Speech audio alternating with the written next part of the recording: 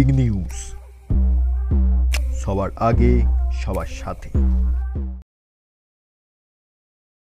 আজ মঙ্গলবার তমলুক থানার খারুই হাই স্কুলে দুস্থ ছাত্রছাত্রীদের পড়াশোনার ক্ষেত্রে সমস্যায় পড়লে তাদের পাশে দাঁড়ানোর লক্ষ্যে গ্রামেরই প্রাক্তন ছাত্র গোবিন্দচন্দ্র রায় বিদ্যালয় তহবিলে 1 লক্ষ টাকা দান করলেন।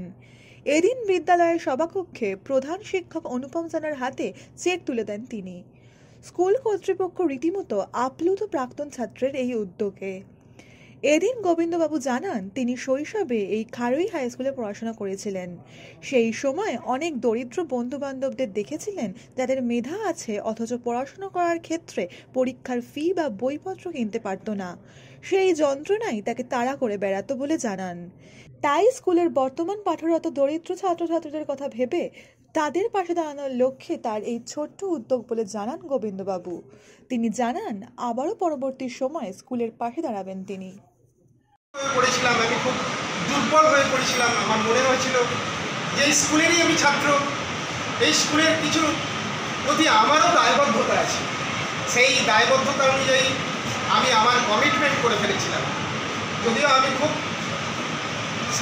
আমার যখন স্কুলের তখনকার আপনাদের নেই, কেউই নেই সেই মাস্টারমশাইরা যারা আমাকে সহযোগিতা করেছিলেন।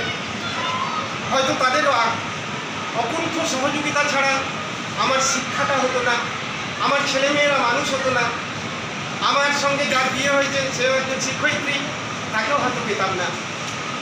আমার খুব বেশি করে মনে পড়ে, যার কথা না বললে আজকে মনে হয় ঠিক বলাটা মনে হয় আমার হবে না। সেই লক্ষণ চক্রবর্তী এখানকার হেডমাস্টার মশাই ছিলেন। বিগ নিউজ, সবার আগে সবার সাথে।